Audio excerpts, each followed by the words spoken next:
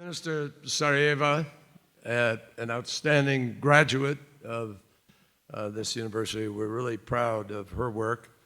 And President Wachtel, faculty, students, all of you here, everybody with their smartphone pointing at me today. I've never seen so much energy in two introducers as you have. You are amazing. I think I'll bring you back to the United States with me.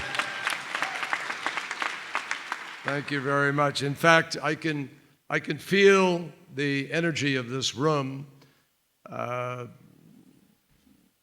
Salam atsitzdarbi. Working on it. As you can tell, I'm really fluent. I am really delighted to be here in Bishkek. I mean that. It's very exciting for me. And I also get to be the first Secretary of State to travel to all 5 Central Asian countries on a single trip. And this is my first stop. So this is really very, very special. And I think everybody feels the energy. I certainly want to thank you for the welcome when I came in. I love your T-shirts. Welcome to the AUCA campus. Today, we get to join together to inaugurate a flagship institution that is transforming educational opportunities for students and for teachers all across the region.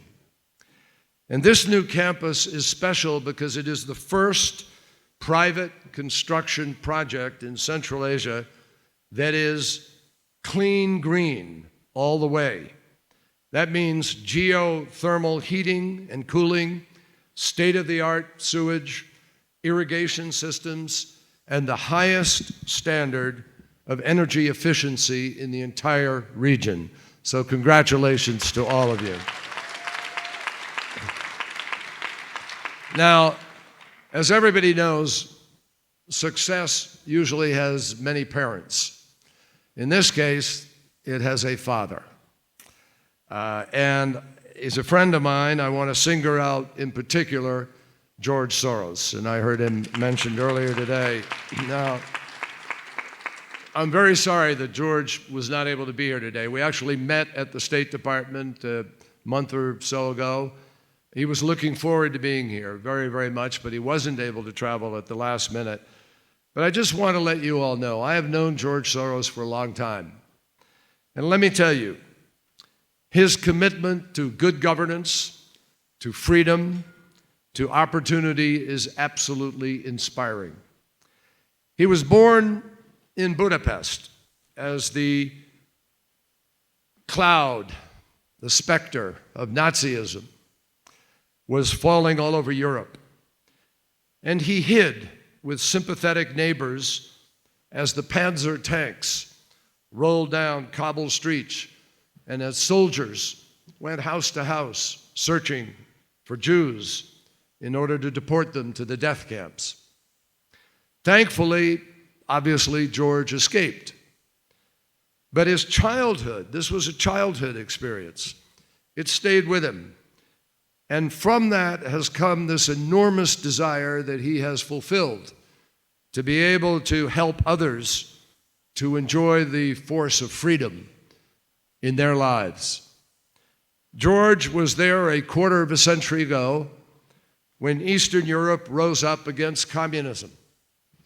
And in his native Hungary, he bought photocopy machines so that dissident political parties could print materials that were banned. He was there when extreme nationalists sought to drive ethnic minorities out of the former Yugoslavia. And he was there supporting the right of all people to be able to live in peace regardless of religion and nationality. And he was there at the founding of this university in beautiful and dynamic Bishkek. And we need to say thank you to him.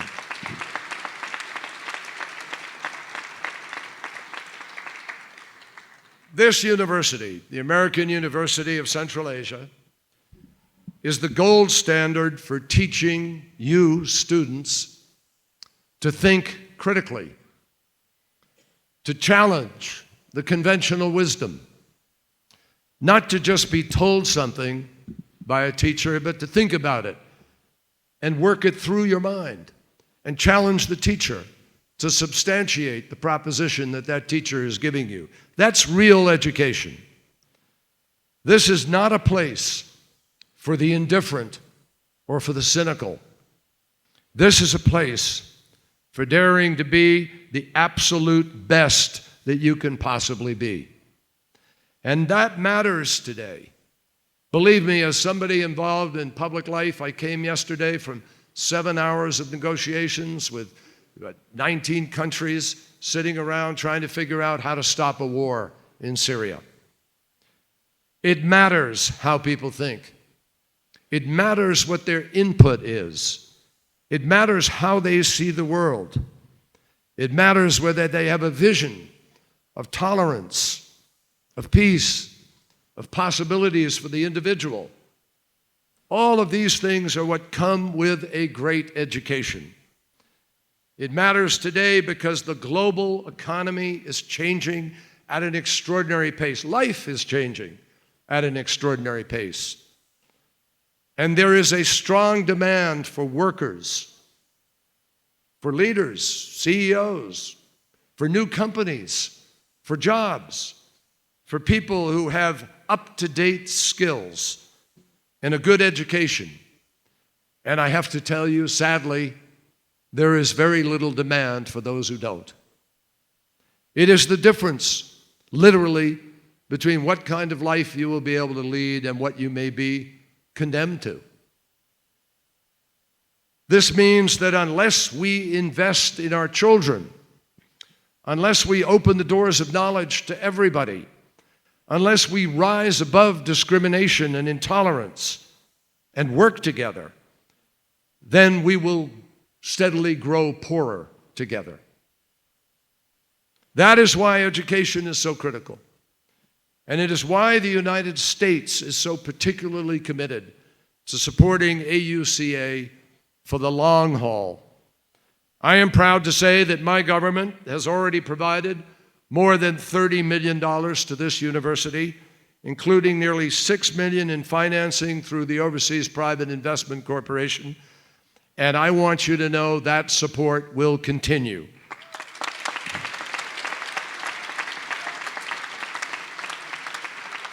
We have given more than 1,000 scholarships, including for Kyrgyz and for Afghan students. I just had a chance to meet some of the Afghans who were here.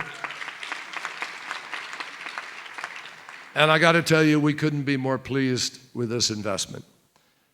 AUCA is not just a model, it is a magnet for the most talented students from Bishkek to Kabul.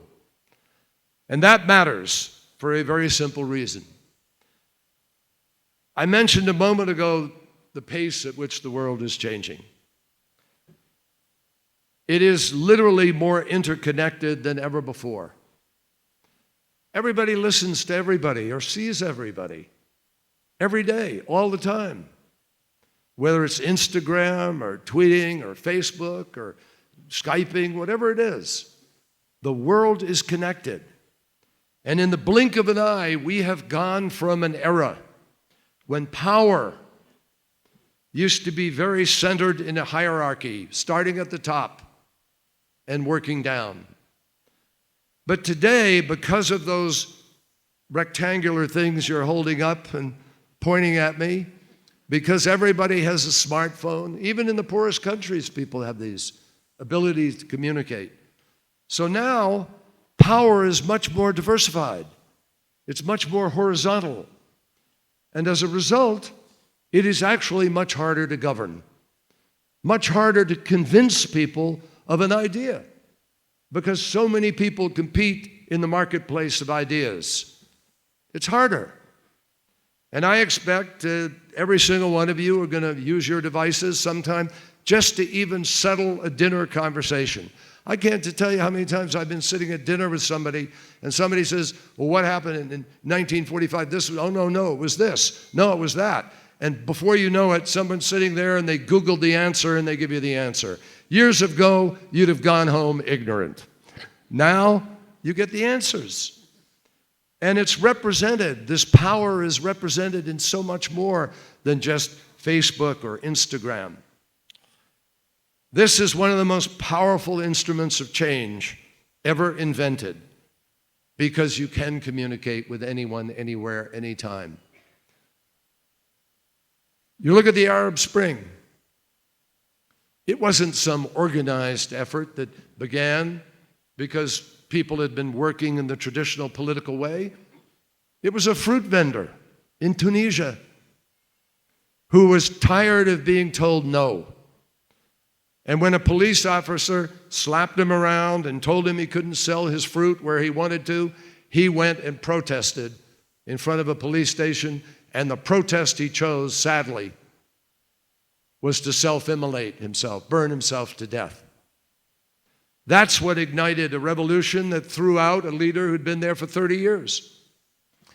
And that's what inspired young people communicating with each other, texting, to go to Tahrir Square and begin a revolution. And that's what inspired young people in Syria to go out and ask for jobs and education and health and a future. And instead of listening to them, their leader chose to send his thugs out to beat them up. And after the thugs were finished, the parents were angry, and the parents said, we're going to go out and protest against what they did to the kids. And the parents were met not just with thugs, but with bullets. That's how Syria began, my friends. So the question for all of you here at a great institution of learning is, how are you going to learn? How are you going to take this learning and put it to use? You can be heard, yes, but what will you say? What will you do with this power? In our era, we face now a set of amazing challenges. Violent extremism, to curbing greenhouse gases, to promoting shared prosperity among all people. And I'll say more about that later this week when I have a chance to speak in yet another capital. But I want to emphasize to you today that education is the key to solving all of these problems. We all know. Now, yes, obviously, education is a lifelong process. Believe me, I learned this morning, I learned yesterday, I learn every day. But learning and how to learn and how to process information and how to think has to begin at the earliest stages of life. In the United States, we have been pushing hard to expand access to kindergarten and pre-kindergarten so that children start learning as soon as they are able. And those of you here who are studying education or studying children and life will learn that most of brain development takes place, between 3 years and 7 years. Learning habits and learning capacity takes place at the earliest stages of life. So globally, one of the Millennium Development Goals has been to ensure that every child, girls and boys, are able to attend primary school. Enormous progress has been made in that direction. That's good news. But I got to tell you, there are other areas that are much more troublesome, and they're true in my country as well as yours. For example, we've got to be sure that between the time that children enter school each morning and the time that they leave in the afternoon, they actually learn something. Sitting in a classroom is fine, but it doesn't automatically mean that you are getting educated. There is no shortcut to investing in good teachers, training them properly, and paying them what they are worth. And believe me, a teacher is as valuable as anybody can be, and should be paid at higher levels everywhere in the world. We also need to find ways to incorporate technology more thoughtfully into the methods and into the learning process. Because just giving a child a tablet or a laptop doesn't get it done. You have to be able to instill the desire to know more and the belief that success in school will actually translate into success in life. And that doesn't happen unless you have the opportunities and the ceilings are broken and you have the ability to rise to the top. Another major task that we face today in education is to strengthen the connection between report cards and paychecks. As this remarkable gathering reflects, there are fine colleges and universities in Central Asia, but there is a troubling gap between the skills that schools teach and some of the expertise that the job market demands. Many of the young people in this region actually graduate with a degree, but that degree can leave them ill-suited for the available positions. And this gap is as frustrating to students as it is to the potential employers. There are ways to bridge it, and we need to work at that. Now, given the numbers of young people in this region, this really ought to be a fixable problem. In the United States, we have developed a very strong community college system that includes hands-on career counseling from the private sector. So we link the private sector to the educational institution and counsel as people go through this institution. So when they get out, they know where they're going, the job is waiting, and there's a connection. But even that is not enough, which is why President Obama has proposed to our Congress in the United States the idea that every student that applies to a community college should be able to attend that college regardless of their ability to pay the tuition. And we intend to do more to connect our community college system with academic partners in Central Asia so we can work together at this enterprise. We're approaching this issue, believe me, with the urgency that it deserves. And we are just as determined to help you seize these opportunities as we are for ourselves, because they are the fundamental opportunities that a world-class education should provide. Now, that is why we're supporting more international exchanges with Central Asia. Over the past quarter century, more than 25,000 students from your countries have visited the United States to study, to conduct research, and to enhance their knowledge and their skills. And over the next 5 years, we want to see that number keep growing to more than 31,000. That's our target. We're also strengthening our partnerships with all 5 Central Asian nations in order to promote literacy, distance learning, and English language training, including for low-income students and those with disabilities. Now, these partnerships will actually help a lot more students be able to prepare for admission to colleges and universities in America. And, believe me, these programs are already having a transformative impact, not just on the individuals involved, but on the institutions where they're going. One of the great rewards for me of being Secretary of State of the United States is getting to see with my own eyes how many good people there are in so many different places, every single day, wanting to try to help other people and try to get good things done.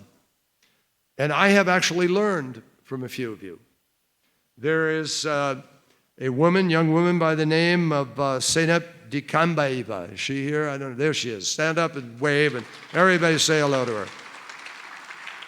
She is a graduate of AUCA who is using her law degree to advocate for the rights of persons with disabilities. And she is a proud member. She's a proud member of the Human Rights Advisory Board in Kyrgyzstan and a voice of conscience and of conviction for her country's vibrant civil society.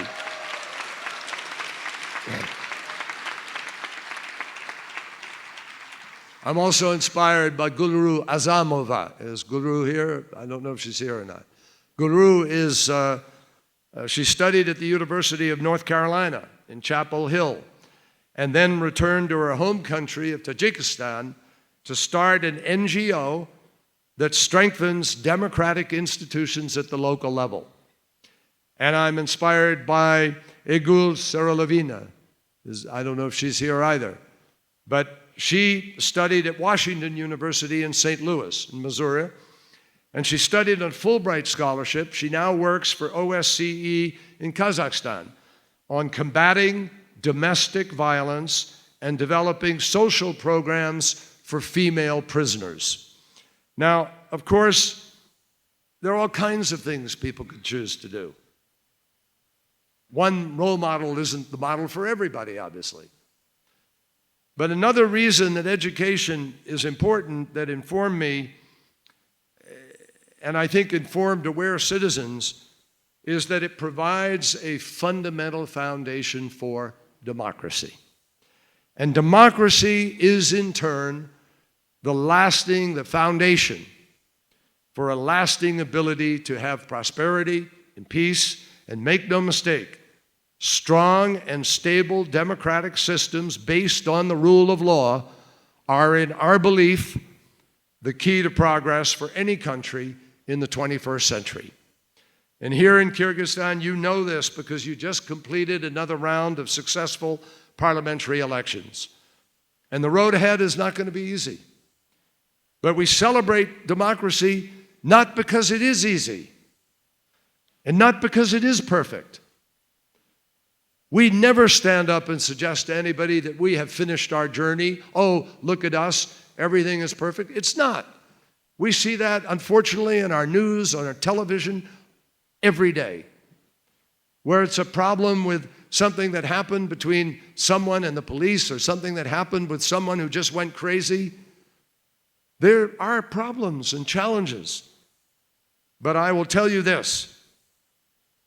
We celebrate democracy because it is the best reflection of individual citizens' hopes and the best way to be able to go out and act on those hopes. It does a better job, I think, than any other form of government in respecting the rights of individuals. It may take a little longer to get a decision, and sometimes I get frustrated. I can tell you President Obama does. But we believe that solving problems peacefully with individuals' ability to be able to work these things out through the democratic process is the way you build enduring prosperity and enduring peace and enduring opportunity. Now, there are few ideas, in my judgment, more powerful. Just read history. More infused with a universal aspiration than democracy. But what I want to emphasize to all of you here this evening is that democracy can never be taken for granted.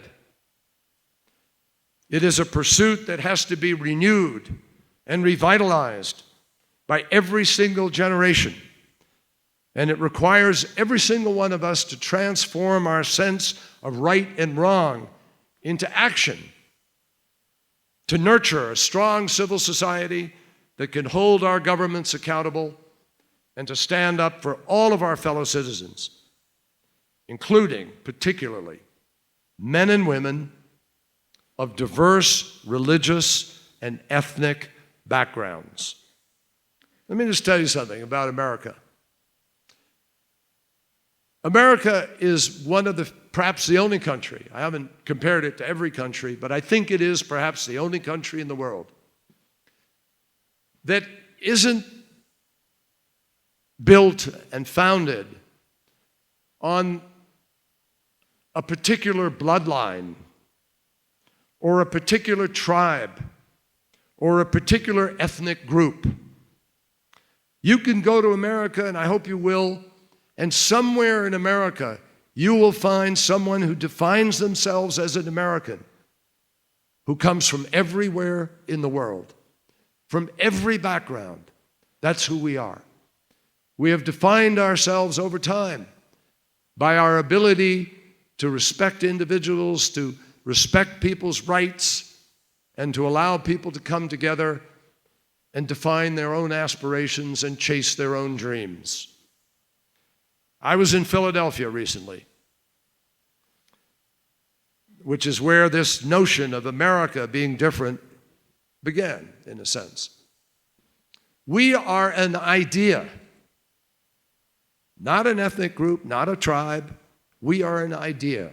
And the idea is that all human beings were created equal and everybody deserves the right to chase their dream in the course of their lives. Now in Philadelphia, which is where America's democratic journey began with the Constitutional Convention of 1787, our founding fathers were working late into the night, men who had fought the Revolution. And when they'd finished their work, finally, and the Constitution was done, Benjamin Franklin, he's known to be our first diplomat. We have a room in the State Department named after him.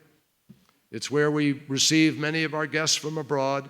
There's a portrait of Ben Franklin on the wall. Ben Franklin walked down those steps of what is called Constitution Hall, late at night, alone, and a woman waiting outside with a group of people who wanted to know what had happened, what had they decided for America. And she shouted a question at him. She said, "Tell us, Dr. Franklin, what do we have, a monarchy or a republic?" And he looked at her and he answered, "A republic, if you can keep it. If you can keep it." Kyrgyz Republic. There are republics in the world, obviously. But you have to keep it. That sentiment is more real today than at any time that I can think of. It takes work to keep democracy. Democracy doesn't just happen. It demands real effort, patience, commitment. And the American University of Central Asia has provided thousands of students with a world-class education and the opportunity to go out and do that work. Your job is to make the most of that opportunity, and I can promise you that as you make that effort, the United States of America will be there as a friend every step of the way. Congratulations to you all. Good luck, and God bless. Igilik Kalaim. Thank you.